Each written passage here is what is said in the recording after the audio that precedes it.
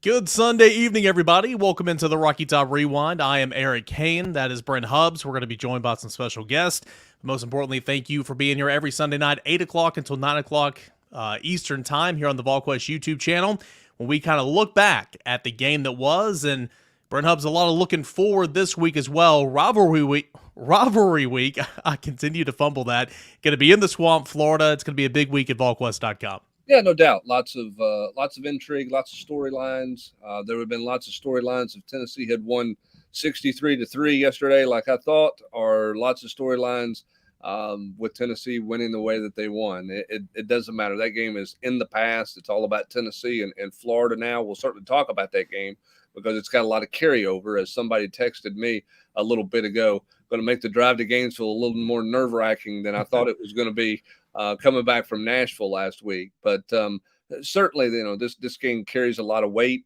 Two programs that are have gone at it for a long time. They're in kind of different places right now. I don't think Florida knows exactly where they are, kind of what their footing is. Tennessee's got an identity. They just got to play up to their identity better than they did on Saturday against Austin Peay. But we'll see. Should be a fun week. Should be a lot of discussion. Should be a lot of questions, some gnashing of the teeth, all those things that take place when you talk about Tennessee and Florida getting ready to go. We're going to have a big show coming up. Of course, we're going to look back and we're going to talk about Tennessee and Austin Peay, the good, the bad, the ugly, what's got to change, all that type of stuff. We're going to have Gators Online correspondent Nick Delatorre. He's going to come on at 8:15. And then we're going to have Andy Staples on to end the show at about 8:40. So a big show coming up. And, of course, couldn't do this without our friends Spivey King and Spivey LLP. They are the presenting sponsors of the Rocky Top Rewind each and every Sunday night. Matthew A. Spivey, J. Matt King, Richard A. Spivey. If you got a problem, let them find a solution for you, T and Trial Lawyers. A free consultation today at 423-245-4185. Again, 423-245-4185 for a free consultation at Spivey King and Spivey LLP. .com. All right, so Brent, you and I both went back and watched it. We've both written columns. Pretty much what we said after the game on Saturday. It was sloppy. Offense was not in rhythm. The passing game was not great. Quarterback wasn't great. Receivers weren't great. The protection at times wasn't great. Tennessee able to run the football well and efficiently. Tennessee played pretty solid defense and did some things. There's some things you like on that side of the football, but a lot of things to correct on the offensive end, and certainly it starts with the quarterback and those receivers. Well, and coaches always say this, and sometimes I think it's kind of it's a little bit of a cop-out answer when you see a receiver and a quarterback, going the wrong direction or throwing it where somebody's not or whatever, and the coach is like, well, it takes all 11 guys to make it work on offense and this, that, and the other. You go back and rewatch the first 2 or 3 drives of this game, it literally is about all 11 guys getting it done at the same time, because there were literally plays where guys were open, Joe Milton missed them. Guys are open, Joe Milton hit them, and they dropped the ball. There were plays where they wanted to do things. They didn't get a chance to do them because the protection wasn't good enough. So there should be criticism all around for the passing game where it's at right now. Joe Milton needs to play better. I think that's a given. This receiving corps has got to help him more than they helped him on Saturday. And Austin Peay gave the offensive line some difficulties with some of the different looks that they gave. And Tennessee's got to clean up some communication things up front. I don't think it was necessarily physically whipped. I mean, a couple of times you could see that on tape, Eric, but it looked like that the offensive line was maybe not passing off some stuff the right way, didn't always pick up everything where they needed to be. There needs to be a little better communication up front with some of their pass protection stuff based on what I saw in the rewatch. We'll see what the coaches have to say. But it was just a hodgepodge of ugly in the passing game to start the football game, to be honest with you. I don't really know how else to say it. I know everybody wants to lay it at somebody's feet, whoever that might be. The reality is I think it could be put in a lot of people's feet. They just didn't play very well. No, they didn't, and I put it in the big 3 over at Volquest.com this afternoon. Quarterback again wasn't great. Receivers did not help him. There were 3 drops, 4 big-time drops in this football game when your quarterback is already struggling to be accurate with the football. It was a little all over the place. You mentioned the protection. It was good to kind of see Austin Peay do some things and try to mix some things up and get that on tape for Tennessee to work through heading to Florida, because that's going to be a situation down in the swamp where they're going to bring pretty much everything at you. So I thought that was good. But Anyway, able to run the football, and Jalen Wright is easily Tennessee's best weapon on offense right now. Another really, really solid game. We'll get to some of your questions, and of course, we'll talk to Gators Online. Nick Delatorre coming up in about 10 minutes. Andy Staples there to end the show. Always appreciate you guys and your super chats. We'll go to Donovan first. I think everyone needs to just relax, says Donovan. Yes, the first 2 games have been a struggle on offense, but the defense looks improved, which is good to see. I trust Heupel and believe that they're going to get it going. Vols 35, Florida 14. Go Vols. Yeah, Donovan, there's a lot to trust with Josh Heupel. You've seen the last 2 years and see things figure out. We like to reference the Pittsburgh game last year about how this team got a whole lot better in the weeks that preceded the Pittsburgh game. It's going to be a tough environment down there. I know if Tennessee goes in offensively playing the way that it did against Austin Peay, you're not going to win that game against Florida. But Brent, we know this offense it's capable of much better. They just got to take it from the practice field and put it on the game field. Yeah, there's no doubt, and I think that includes everybody. I'm seeing a lot of things in the comments about receivers. Is this group overrated? Does Joe need to back off? Is he throwing too hard? All those types of things. They've got I think they're a pretty decent practicing team. They've just not taken it to the field, and I don't think they've been bullied by anybody on defense, Eric. I don't think it's where somebody's muscled them up. I just think that they have not played very well to start football games, and I thought it compounded itself yesterday. Joe's talked in the offseason about putting a bad play behind you and moving on. They got a bad start and really never got out of the funk, in terms of some of that vertical passing stuff. So they went away from that and did what they could do, throwing it sideways, and did enough to win the football game. But it's got to be better than that. That's just not enough. And the one thing about Pittsburgh last year, that was a bad day for Tennessee's offense. They didn't play very well. They went in overtime, but you had more tangible kind of proof of what you were offensively taking that game out because of what they had done to end the previous season, what Hendon Hooker had done and Cedric Tillman had done. You're like, okay, this is going to be okay because they've all kind of proven themselves. You look at this team. I mean, Brew McCoy is their best receiver. I think they got to get him the football. You got to target him more. Yeah. If you'd have told me Dante Thornton would have been a non-factor the first 2 games, I wouldn't have believed that given all the hype that was around Dante Thornton. You and me both. I don't know what's going on with Dante Thornton right now. Ramel Keaton's got off to a tough start. I mean, he's dropped a ball. He had a fumble in this game. So there's just a lot of guys got to play better and step up and perform better in the passing game because I just don't know that you can throw it side to side all the time and win. The one thing I do love about Tennessee fans is, and I think I have the same feeling and have had it the whole off season, Eric, they're going to be all right because Josh Heupel can always get somebody open. Yeah. Well, here's the thing. They're open. They're just not executing it. There's nothing Josh Heupel's doing different. I mean, they've just got to go completed on the field because he's getting everybody open, right? I mean, How many of those plays yesterday where guys were open, where they either dropped the ball or Joe missed them? And it wasn't like there was blanket coverage there. I will say this for Joe. I thought his decision-making was good, Eric. When I watched it, I didn't think he put the ball in harm's way. He just didn't throw it as accurate as he needed to, and guys didn't help him out as much as they needed to. Yeah, again, I'm not going to act like I'm a quarterback coach or anything like that. I thought in the Virginia game, there was that one series we referenced where he made a couple of bad decisions, and it was kind of, play after play after play. But for the most part, he was pretty accurate with the football, and he made the right decisions. I think he made the right decisions against Austin Peay, and his balls were there. They just weren't where they needed to be. And so, sure, could McCallan Castles or Brew McCoy or Dante Thornton, bring one of those in? And well, Dante Thornton's was a drop. Okay, I'm not even going to have him in this conversation. Can they reel some of those in to help your struggling quarterback out? I think that's what you want, but that just wasn't the case yesterday. So, moving forward, you've seen Joe in the Orange Bowl and of course against Virginia throw a more accurate football, and that's all you heard over the offseason.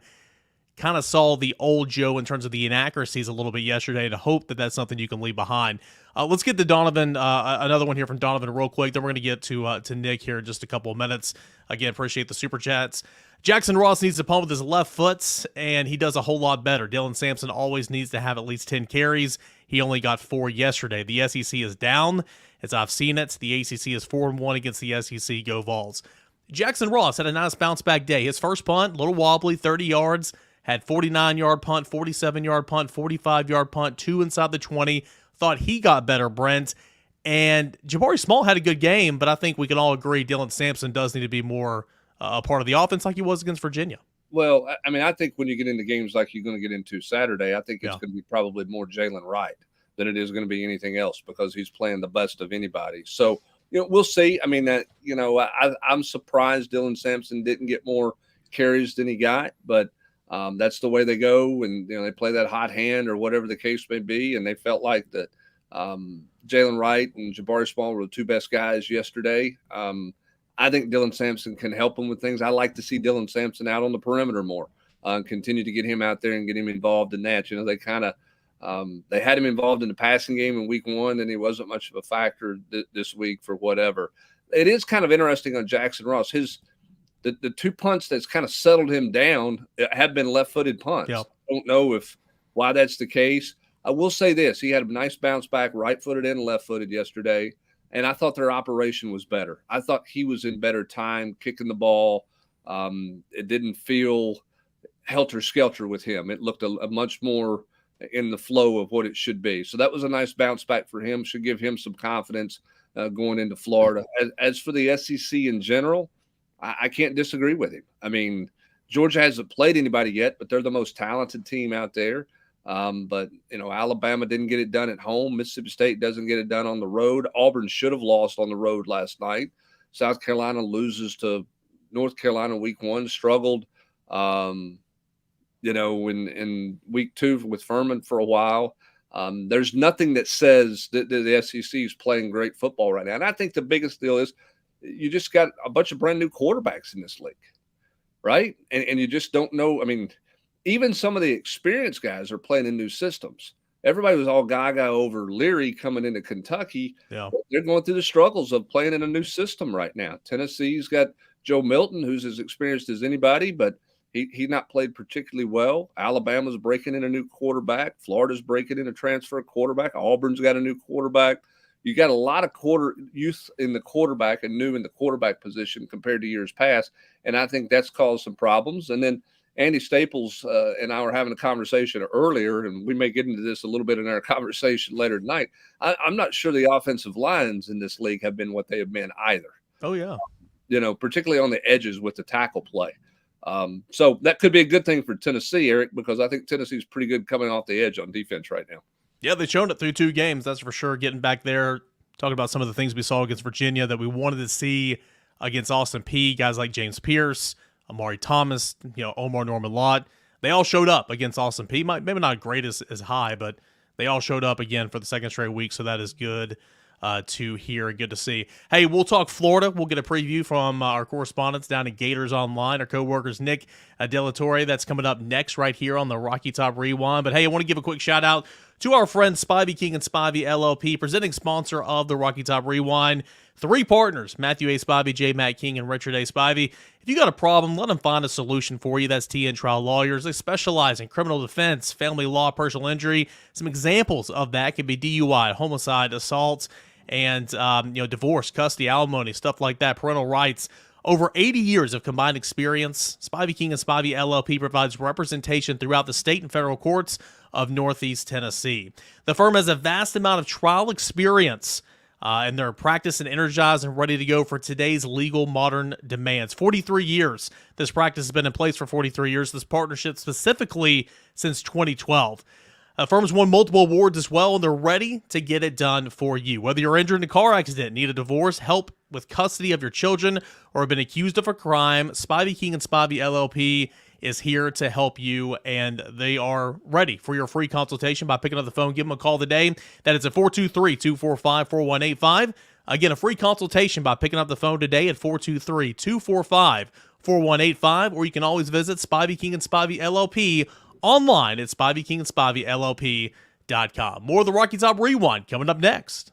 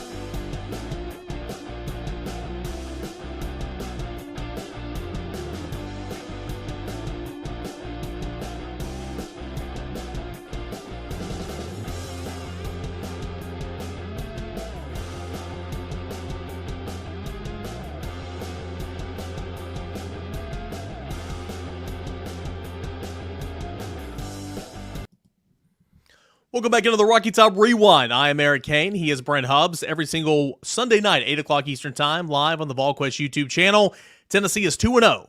Now squaring off against Florida this week in the Swamp, at the Swamp. And to come on and tell us more about the Florida Gators from Gators Online, Nick Delatorre. Nick, thanks so much for joining us, man. How's your weekend going? Weekend's going well.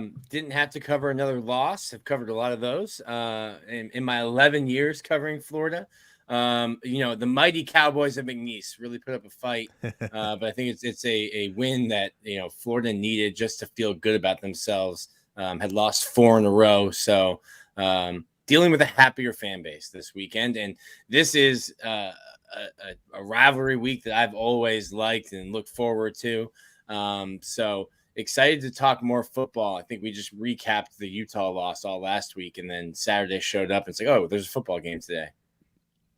Well, Nick, did you maybe learn anything more about Florida? I know it's a game you're supposed to win. Mm-hmm. Same with Tennessee and Austin Peay, and that was a little bit more interesting than what Tennessee fans would like. But did you kind of learn any more about Florida in week 2, or is it just one of those pad the stats, do feel better about yourself, and then kind of see where you are against Tennessee this week?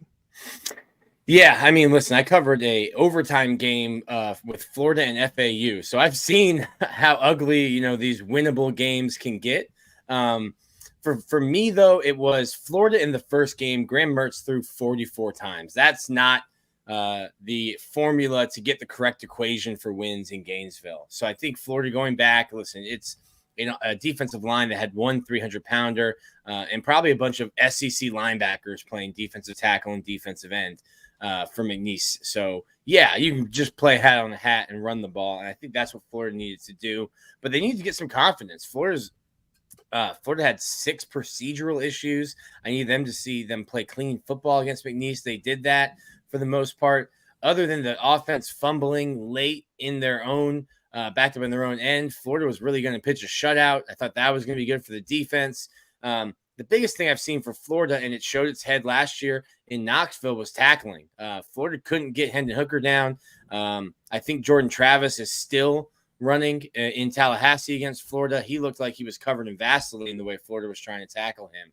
And it's so hard in the offseason. You guys are out at practice that you don't tackle anymore in practice. And you can roll those foam donuts for 12 hours a day. That's not the same as trying to tackle a 220-pound running back or a shifty receiver in space. So I think Florida has 9 missed tackles or 8 missed tackles through 2 games, which is probably a quarter of football, what they did last year. So that's been a thing for me when you look at new defensive coordinator Austin Armstrong coming in, is Florida's playing more sound technically on defense. And that's been a big thing for me through the first 2 games.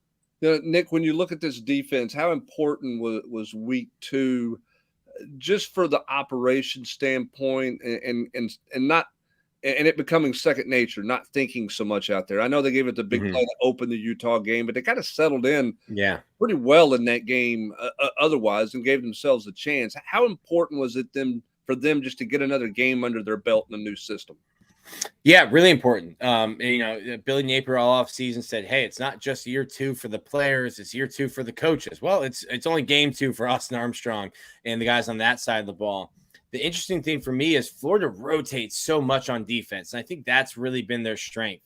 Last year, Gervon Dexter, who was a second-round pick, played 687 snaps. Florida just didn't have depth. And those big guys on the defensive line, Chris Rumpf told me one time, when they have one gas tank, and when their gas tank is empty, there's no refilling it at halftime or in the third quarter. When they're tired, they're tired. That's a big question I have this week. Josh Heupel's Formula One offense doesn't give you time to rotate guys in and out. So that'll be a big thing for me. Can Florida use its depth on defense, or will they have to have guys playing, 8 plays on a drive in a row, 9 plays in a row? So I think Florida's settled into Austin Armstrong's defense. It's not a ton different. One issue they've had is getting to the quarterback. No sacks on the road at Utah, only 2 against McNeese. McNeese didn't throw the ball a ton, but you would have expected to get more pressure on the quarterback against an overmatched opponent in McNeese. The run game, the run game was such a struggle at Utah. Did they fix anything, or was it just a matter of who they were playing? I know I read in your five thoughts that, 100, almost 120 yards in the first quarter, on for kind of a record day in the run game. What did they find some things and really clean up some stuff, or was it just what you were saying earlier? They just overpowered a team that even if they had not prepared much in the run game, they could have lined up and done that against them. It was an incredible job of fixing the schedule and fixing the opponent. I still have big concerns with Florida. No push, no lanes, no holes against Utah. And listen, Utah's got a very experienced and some big defensive linemen, a great front seven. I think we'll see that as the season plays out. But so does Tennessee, so does Georgia, so does LSU. You're going to face those. And I don't know that you can take much away from McNeese other than Florida finally got to feel good about itself. Hadn't been able to celebrate in the locker room. So maybe you build some confidence. If you had a 30-20 win against McNeese State, maybe you don't feel as good as you do right now if you're the Gators. I don't take a lot. There's not really anything I hang my hat on. No one on Florida's team and none of the Florida's coaches scheduled McNeese. But when you play teams that you're supposed to beat, you need to beat them the way you're supposed to beat them. So that's really all I can take away from the way Florida played McNeese. Nick, we've talked about week 2 takeaways and talked about this defense kind of settling in with the new defensive coordinator. You look at this offense, we know all about the new quarterback and what he's trying to replace in Anthony Richardson. It feels like the run game you feel good about with your two options there with ETN and Johnson Jr. Behind Ricky, Parasol Jr., there's not a whole lot of proven guys at the skill position. Who are some of these guys that are going to be coming along to kind of try to fill those voids? Well, one that everyone's excited about is Eugene Wilson III. His dad played in the NFL. They call him Trey because he's the third. Listen, I'm not going to go full Urban Meyer here and call him the next Percy Harvin. But he's like a middle-class Percy Harvin. He lives in the suburbs. He has a nice SUV. He goes to Starbucks every day. This is a really exciting player. Where's number 3? Not a big guy, 5'10", maybe $180, but electric. He gets to his top-end speed really quickly. He's a guy. And I think when you look at the wide receiver room, you only had Pearsall coming back. Florida had a great freshman class with Andy Jean, Aiden Mizell, who's a track star, and then Wilson as well. So there's opportunity, and I think you're already seeing Trey Wilson got the start last week. He's really Florida, in my opinion, the only other guy that Florida can go to that you try to get speed and space, and he can make guys miss. So Florida's identity, make no mistake about it, is going to be to run the football. Graham Mertz is a fine quarterback. A game manager is a dirty word, but it probably shouldn't be. He's a game man. I mean, listen, there's some Alabama quarterbacks that were game managers that don't have enough room on their fingers for all the rings they have. So he's fine. He's not going to go out and win you games. I think the formula to beat Florida you saw against Utah. If you can stop the run and make Graham Mertz beat you, I don't know that Florida has the pieces around Graham for him to facilitate that. So I think the blueprint on beating Florida is out. You can thank Utah for that. But Florida's going to have to continue developing more guys. You can't just have, if the running backs are down, you can't win games with just Ricky Pearsall, Graham Mertz, and Eugene Wilson. When you look at the big picture, you mentioned Billy Napier reminding everybody, hey, it's we're in year 2, we're still building this thing. We live in a world with zero patience. How big of a game is this, do you think, for Billy Napier with the fan base? And I'm not saying he's going to get fired. Okay. I'm not suggesting that or implying that, but just from a PR standpoint and kind of a popularity standpoint, how big of a game is this for Billy Napier early in year 2? Well, I don't know that I want to live on our message boards if Florida doesn't get the win on Saturday. I called it, and I asked our message board, and I asked Florida fans, hey, am I off base on this? But I called it a must win, not in the sense that Billy's going to get fired or heads are going to roll if Tennessee wins in Gainesville on Saturday. But I view this as probably the easiest win of the rivalries. And Billy went 0 in the rivalries last year. FSU is a top 3 team in the country. Georgia's doing what Georgia does. You have to go to Death Valley to play LSU. When I look at Florida's schedule, I'd probably circle Tennessee and say, hey, this is probably the most winnable one. And if Florida goes 0 for the first 2 years under Billy Napier in rivalry games, the hot seat is up next year, and Florida plays 11 of 12 Power 5 teams next year. The schedule is harder next year than it is even in this year. So I looked at this game and I thought, you're at home. You just had a pretty good crowd for McNeese. You're going to have a crazy crowd. You need to give Florida fans something to build on, something to hold on to. And I think we've likened what Billy Napier is doing is to like a house flipper. And you thought you bought a good house, and then you realized, no, we have to take it down to the foundation and start building the whole thing again.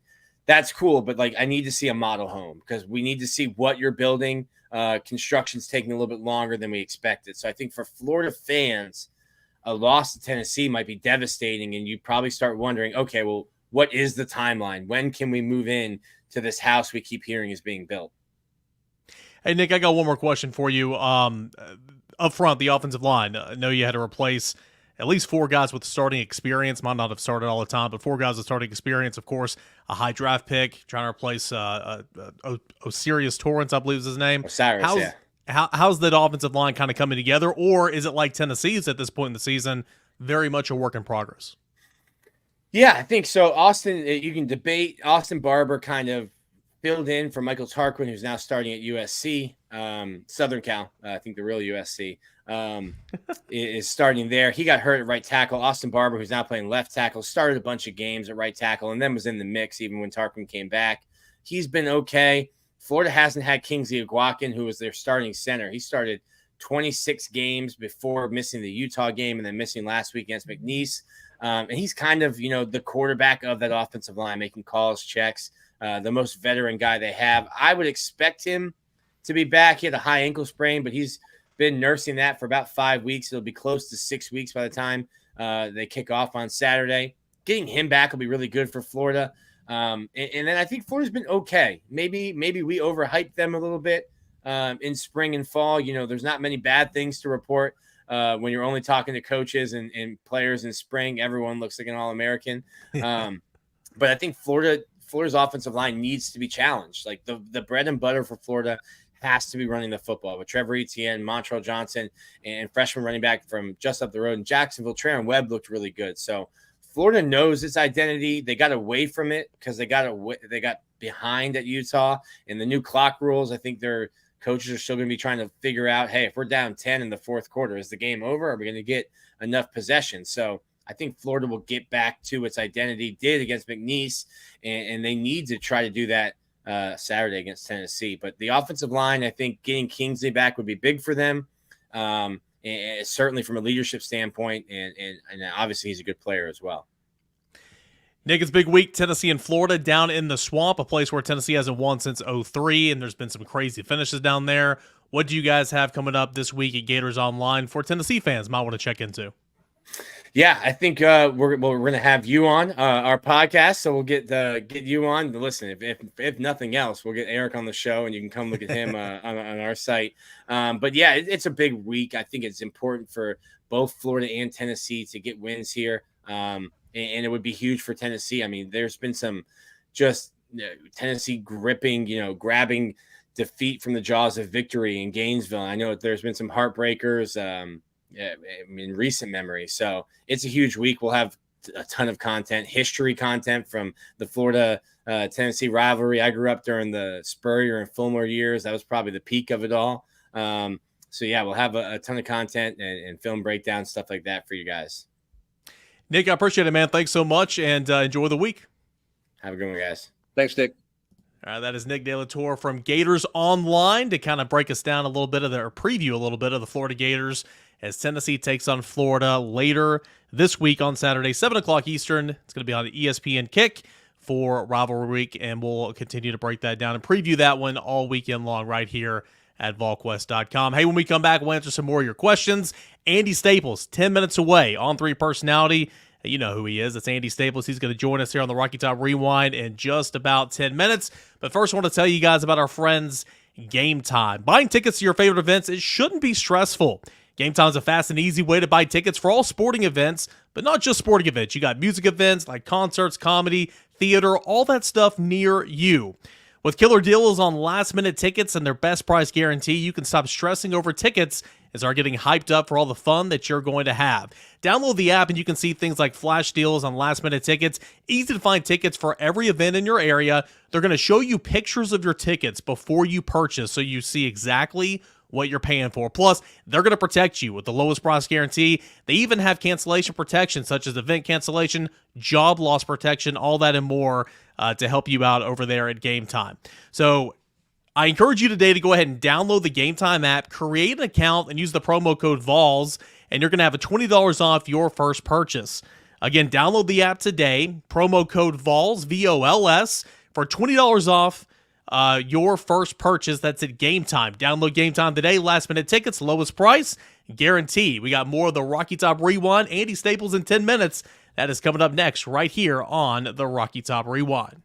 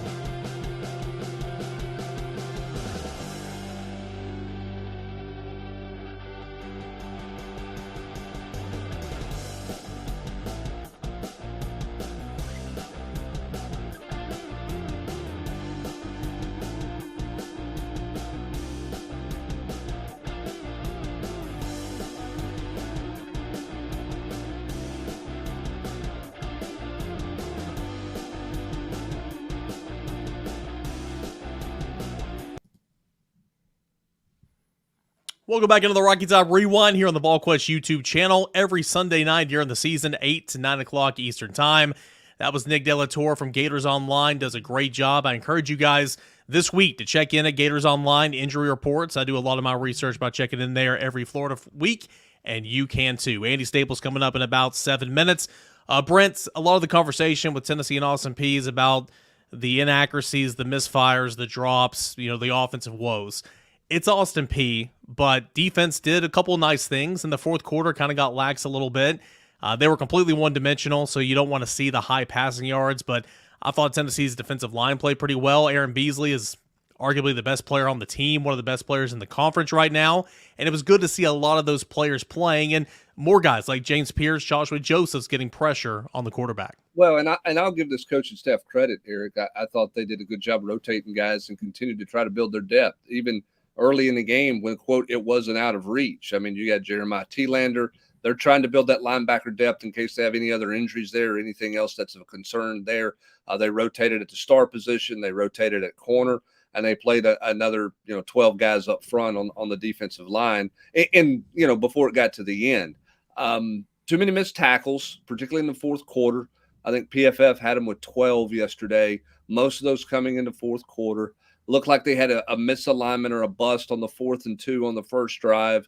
Yeah. Somebody got out of a gap where it wasn't supposed to be. I don't know who, so I'm not going to speculate that. But there was a bust and some kind of a gap containment there. Somebody didn't feel the way that they were supposed to on that particular play.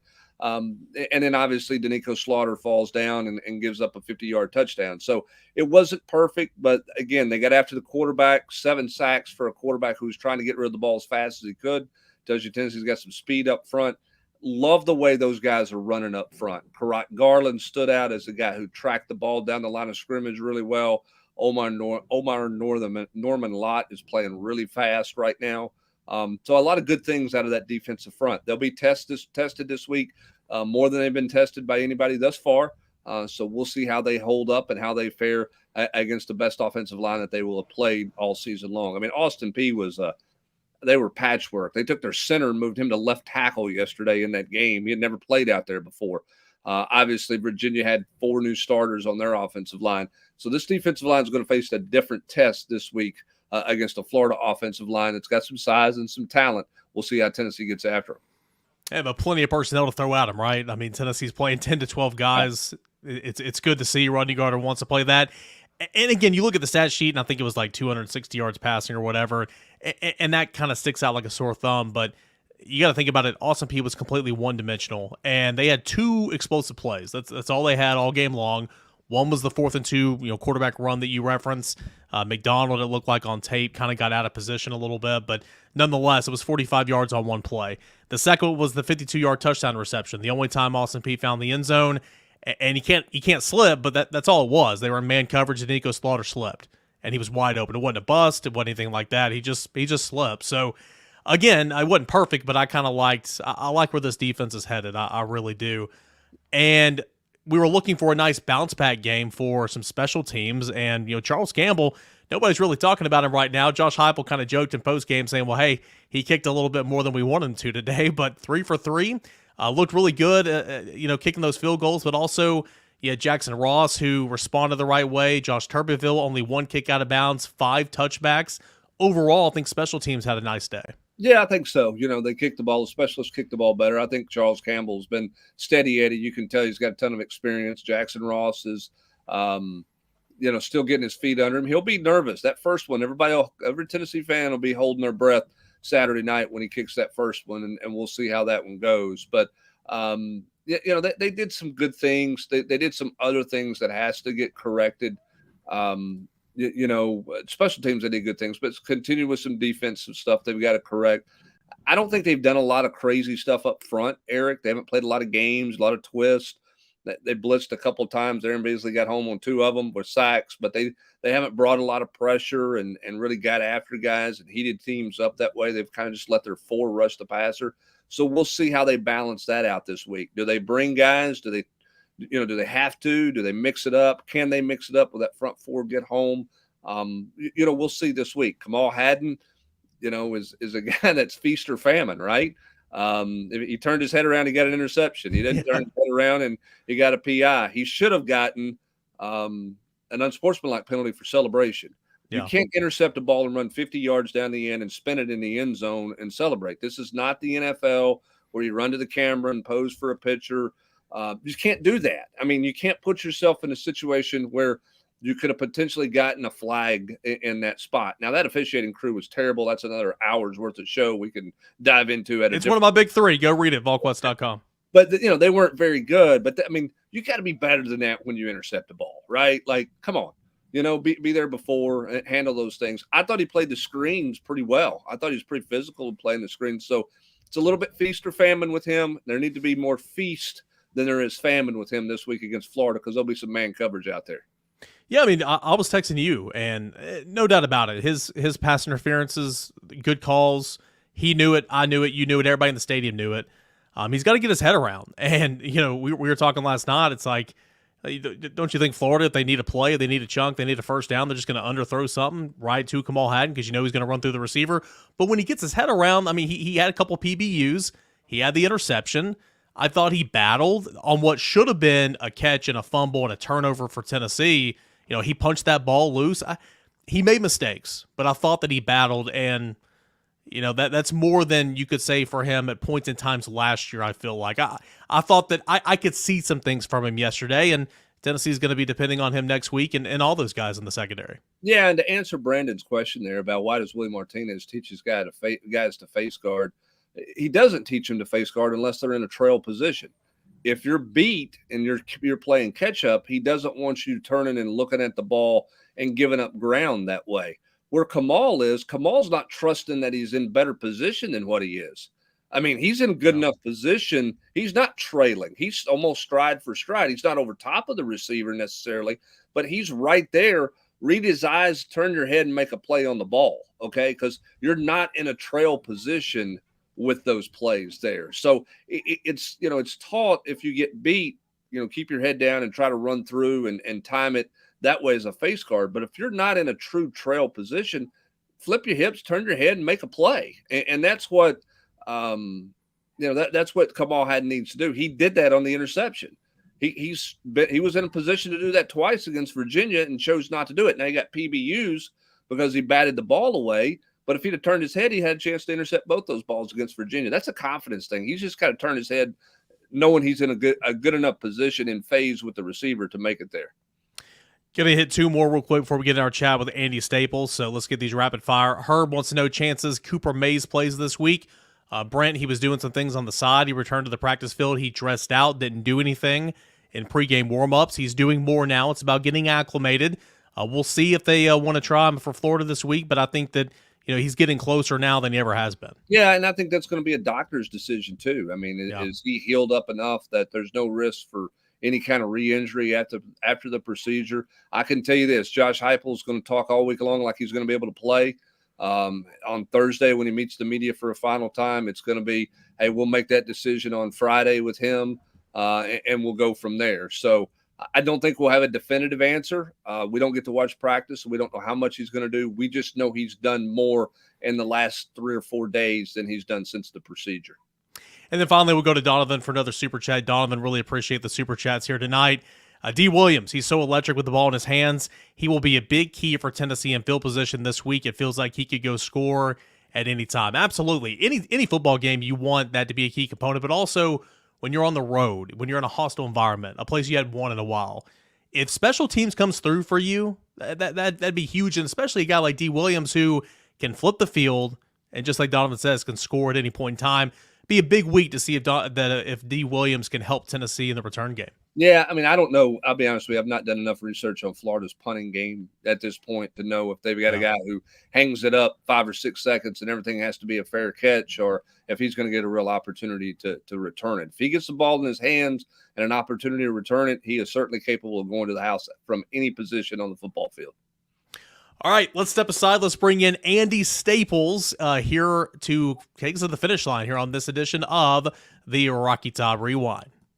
Again, to the Rocky Top Rewind, final segment here on a Sunday night. I appreciate each and every single one of you guys for being with us here today, recapping all that was Tennessee and Austin Peay, and also looking ahead, Brent Hubbs, to Tennessee and Florida. I had a chance to catch up with Gators Online earlier. Appreciate them. It's a big week coming up, and we thought we'd kind of roll out the red carpet and bring on a very special guest here to get us ready for Tennessee and Florida. Yeah, Andy Staples of On3, who is he's the Cadillac. He's the Cadillac of the On3 shows and video awards. If you've not been watching his shows, you should do that if you love college football. It's about not just the SEC, it's about all things college football. But Andy's got a unique perspective to the Tennessee-Florida game. Lived in Gainesville much of his life, has covered it from both angles, has covered it nationally as well. Andy, good to see you. Thanks for being on the show. I'm going to ask you this one right out of the gate. When your first day or two at On3, I did an interview with you, and you told me you were driving the Joe Milton fan club. Yes, sir.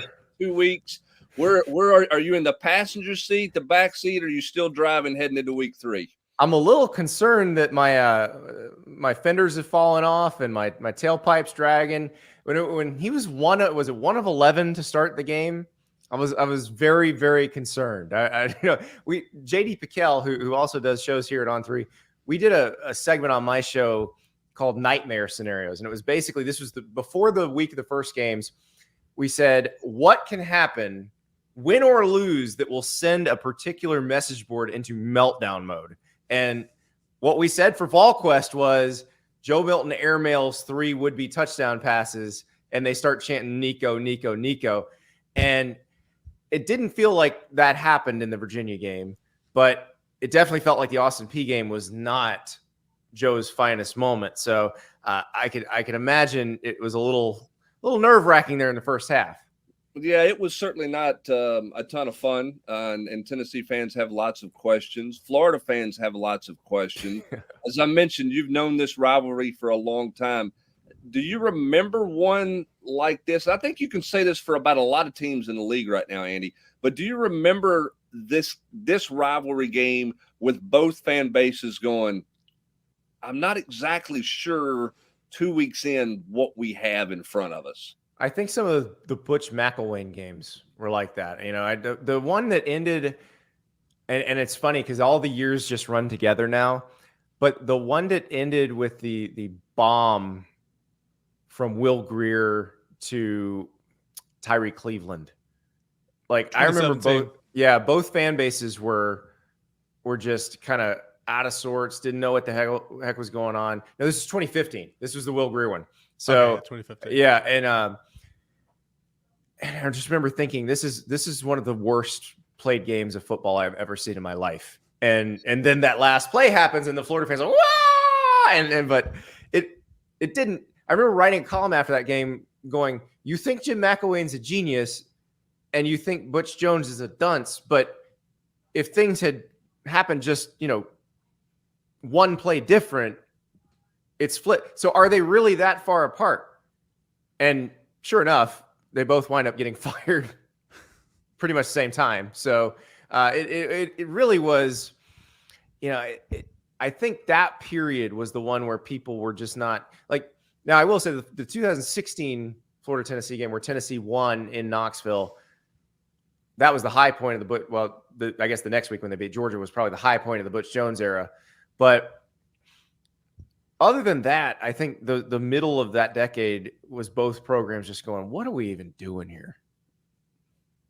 Well, and Tennessee's got a better feeling, obviously, with the year they had last year. They have expectations. Florida's still trying to figure things out. Tennessee fans are a little more. I mean, listen, a week ago, Tennessee fans had this thing locked down. I mean, they were going to roll into the swamp and take over the swamp. Now they've got questions. Now they've got concerns. What do you make of Florida 2 weeks in? It looked like they cleaned up a lot of administrative stuff, Andy, and got a little more organized looking. Now McNeese is not very good. We know that. But what do you make of Florida 2 weeks in? I don't know what to make of them, Brent. I know the fan base is pretty apathetic. They're not expecting much. Like if Florida can win 6 or 7 games this year, they're going to be pretty happy with that, especially if the younger players are better. The Utah game did not inspire a lot of confidence because of what you said, the stuff they had to clean up. That actually could have been a 1-score game in the fourth quarter, but for a lot of the administrative coaching mistakes that were made.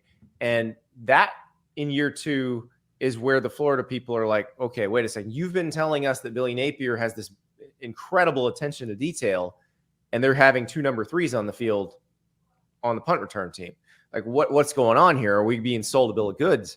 And that's the part that they've got to show that they have fixed. And if they do that against Tennessee, they can be competitive in the game and have a chance to win if Tennessee's not playing well. But talent-wise, Tennessee's better right now. Tennessee's got a lot better weapons than Florida has offensively. They should be able to come into Gainesville and win this game. And, it's one of those deals where I think if Florida did somehow steal a win, the Tennessee fan base that's a meltdown moment right there. That's all you got to win this because, with Tennessee, Heupel overachieves the first year. Then last year, you see what it could be. And it's like, okay, now you got to take that next step. Any sort of step back is unacceptable. And in this case specifically, it's not acceptable because Florida's not a team that should beat them right now. This roster is not where it should be to be able to beat them. Like, here's what happened. I'm thinking if Tennessee goes in and does what they probably should be able to do in this game, and they beat Florida handily, if you're Billy Napier, you may go, I'm going to play the young guys and just show that my recruits are better than the ones I inherited and hope they get better as the season goes on. And there's hope at the end of this season. But if he can steal a win in this thing, it just takes so much pressure off of him. Josh Heupel, if he loses this, people will be mad, but he's already had 2 really good seasons given, based against the expectations. And he could still have a very good year this year. This would be a massive win for Florida. For Tennessee, I think it might just be a speed bump if they don't win it. Andy, what do you think Florida's game plan is going to be? Obviously, I know you're not sitting in those meeting rooms and everything, but with attacking Joe Milton, or you think they're going to kind of try to beg Joe Milton to say, all right, you got to throw it over the top to win this football game? We're not going to let you run and win this football game. We're going to make Joe Milton win this football game, because the last 2 weeks, they're just letting Tennessee just run the football, and that's what Tennessee's done and found success with. Well, based on what we've seen from Austin Armstrong so far, they like to heat people up. And he's their first-year defensive coordinator, young guy. He does seem to like to bring a lot of pressure, which against Joe Milton might be the way to do it. Try to force him to make mistakes, because Florida, their best shot is short fields and quick momentum shifts. Like that's what would allow them to win the game. If Tennessee can run the ball and control the clock, that's a bad deal for Florida, because they're not very explosive on offense. They're the ones that ideally will be control. If they have played the game they want to play, they're controlling the ball on the ground, they're controlling the clock, and then you put pressure on the opponent to go score, and maybe they make another mistake. But the thing that you've seen with Florida also is like the first play out of the gate against Utah was a massive coverage bust. You cannot do that against Tennessee. No. They're going to burn you every single time. Tennessee's offense is built to create those kinds of busts. Like, you have to be on guard against them. And so if you don't have that sewn up, and I think for the most part, Florida played better after that. Now, what people forget is there was a trick play in the Utah game where the receiver who was throwing the ball, or maybe it was the running back throwing the ball, he just airmailed it a little bit. But it was perfectly set up. The receiver was wide open. It was a touchdown. So Florida was not perfect on defense even after that, but that was overshadowed by all the other mistakes that they were making. So that's the key for them is do you avoid that and Tennessee scoring on these quick strikes? Because Florida's got to work hard to score these days, guys. Tennessee can score like lightning, and that just demoralizes a team that has to work that hard to score. So much talk is on Tennessee's offense and the tempo and airing it out and all that type of stuff. But Tennessee's defense, through 2 games, and again, not the greatest competition here, but Tennessee's defense appears to be making an effort to play more guys. Healthy rotation in the front 7. A cornerback at star. Maybe not a safety, but Aaron Beasley has come in and really kind of taken this team by storm. What have you seen from Tennessee's defense, and where all the concentration is always on Josh Heupel's offense?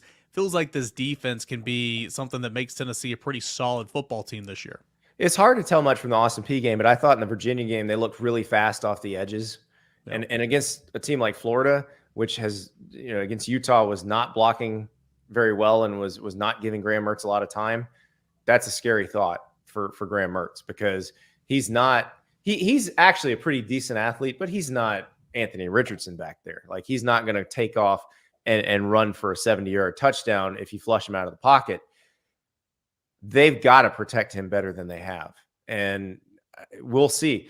The question, I think, and this is a big question, kind of an existential question for Florida all season, is do they have the personnel to actually do that against good SEC defenses? Like, can they protect against a team like Kentucky? Can they protect against a team like Tennessee? We don't know yet. They're playing Utah, which has a very good defensive line, but also had some injuries, right, and was rotating some younger guys in and some newer guys. So that's the part that I think if you're Florida, you're very worried about, is how does that line hold up against Tennessee, especially if Tennessee can get pressure with 4. Because if they're getting pressure with 4, that means you can really mix the picture up for Graham Mertz, and you can create those mistakes I was talking about Florida trying to create. All right, Andy, the rest of the country right now is licking their chops at the SEC because they get tired of the whole SEC mantra out there with the struggles that this league has had with Power 5 teams outside the conference.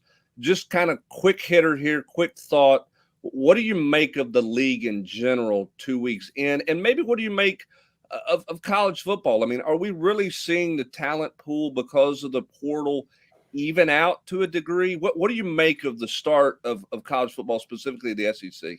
It really does feel like it's evened out more. And I went to the Florida State LSU game in Orlando, and I had seen Florida State practice about a week and a half earlier. My thought coming out of the practice was, okay, they have some really special players. Like, you knew Keon Coleman, the receiver they got from Michigan State, was going to be awesome.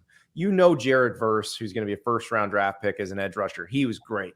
But the question was, like, how's their offensive line hold up against a very good LSU defensive front? Because their offensive linemen, some of them may wind up in NFL camps, but they're not going to be high draft picks. So how are they going to hang?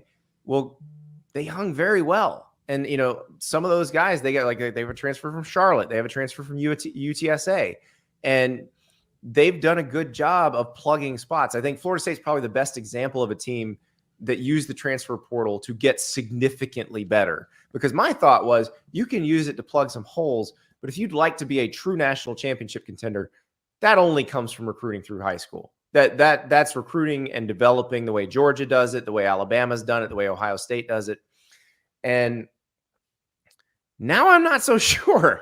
Now I'm wondering, could a Florida State hang with some of these teams? Because the way they kicked the crap out of LSU in the second half of that game was pretty shocking to me. And then you see Duke, which bolstered itself through the transfer portal, looking as athletic as Clemson. And there's something to be said for, no, this person wasn't a 5-star recruit out of high school, but they're a grown-ass 22-year-old who can play and has proven themselves at either the Group of 5 or Power 5 level. And you're like, okay, well, maybe you can make your team significantly better that way. So there's not as much of an excuse for when you take over a roster. You don't need as many years as people are going to say, which that brings you back to the Billy Napier point. Because, I look at Hugh Freeze, what he's got to do at Auburn right now. My guess is his roster flip happens a lot faster than Billy Napier's did. And they're competitive sooner. Is the league in general, is it down, Andy? Is it too early to tell? Is it just a league that's void of great quarterback play right now? What do you think of the league? It's definitely missing the great quarterback play. I don't think the blocking's that great in the league right now. Alabama, again, has some issues. And I think Texas's defensive line is going to prove out to be pretty good. And like when you see the NFL draft next year, some of those dudes are going to be taking, second, third round type players, which Texas has not had before. But Alabama struggling a little bit. South Carolina looking horrendous trying to block North Carolina. Florida not being able to block Utah. I think the offensive line play might be a little bit down, not just the quarterback play. And like Spencer Rattler, you go back to the North Carolina game, Spencer Rattler actually played really well. I talked to Jim Nagy from the Senior Bowl. And so Spencer, I think, was sacked 8 or 9 times. And Jim said he could have been sacked 20 times. He just played well enough to avoid the other 11. And so I do think line play, and like LSU against Florida State, they didn't hold. Will Campbell, who we all think is going to be a first-round draft pick, like Jared Verse just ran the arc on Will Campbell. There was a play where he didn't put a move on him. He just outran him around the corner and crushed Jaden Daniels. Like, I never would have thought that was going to happen. And Jared Verse is a potential first-round draft pick, but when he's going up against the tackle that we think is one of the best in the SEC, you just don't expect to see that. Well, Andy, I know you're a busy guy. You got a show here on a Sunday night as well, but you go live at different portions throughout the week. First season with On3, it's been a great success so far. What do you got coming up on your show, and what are some things you're working on this week, entering week number 3 of the college football season? Well, Sunday night, 8 p.m. Eastern time, which I know overlaps with you guys. So watch Volquest first, and then we're on demand right after that. So you can just go to my go to my Twitter feed, Andy_Staples. I'll have the link up there. You can click on the YouTube link or subscribe to the podcast version and just have it in your phone when you wake up tomorrow morning. That's the other easy way to do it. But we're leading with Mel Tucker, who's been administratively suspended and I think is probably coached his last game at Michigan State. That bomb dropped about midnight Eastern time on Sunday morning, and just kind of what that means. And are we in an era when schools will do whatever they can to get out of that kind of contract? Is this the greatest bag fumble of all time? I don't know. I mean, this could wind up costing him $80 million. And then we're talking to Tim Watts from Bama Online about what went wrong for Bama against Texas, because we could ask about, we could talk about Texas, but I think Texas feels pretty good right now. Alabama has a lot of questions to answer. Mm-hmm. And so we talked to Tim about that. And then as the week goes on, there's a lot I want to get into. Like we got to talk about Iowa. The drive for 325. I think that contract with their offensive coordinator, Brian Ferentz, where he has to average 25 points a game or he loses his job, is brilliant marketing, because now I have to watch every Iowa game. And in case you didn't know, he's 6 points off the pace right now. They've only scored 44 points this season. So he's already behind the 8 ball.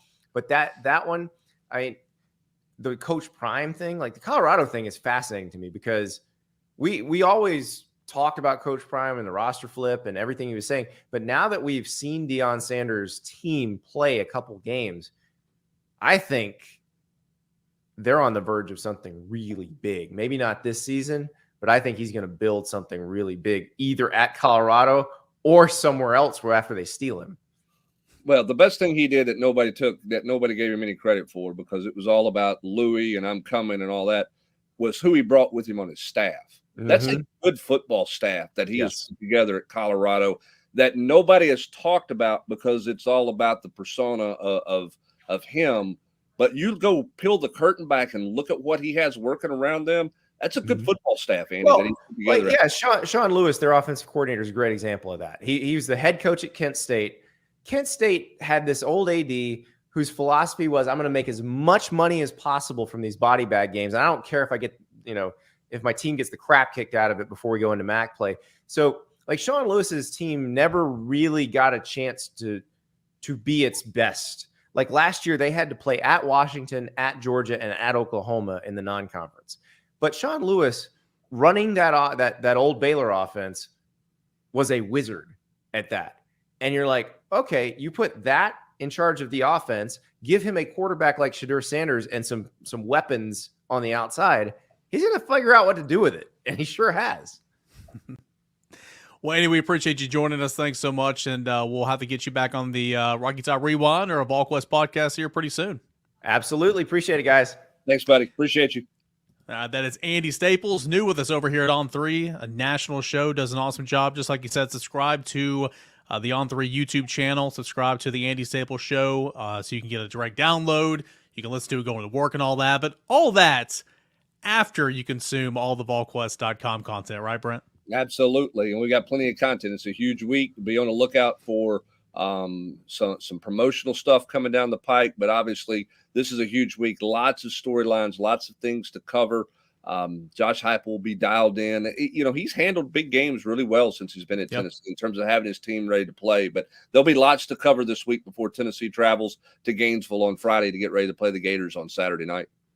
Yep, we'll have Volquest podcast on Tuesday. We'll have the chat coming up tomorrow night, First Glance. We'll have matchups. We'll have all of our different audio coverage. We'll have the Rocky Top Roundtable. It's rivalry week. Say that 10 times fast. Rivalry week, Tennessee and Florida. And the best coverage to get you set for Tennessee, Florida is right here at Volquest.com. Tennessee a winner over Austin Peay 30-13. What will it look like in the swamp next week? We'll find out. We'll preview it all right here at Volquest.com. Appreciate you guys for tuning in to another edition of the Rocky Top Rewind. Big thanks to Spivey King and Spivey LLP for making all this coverage possible.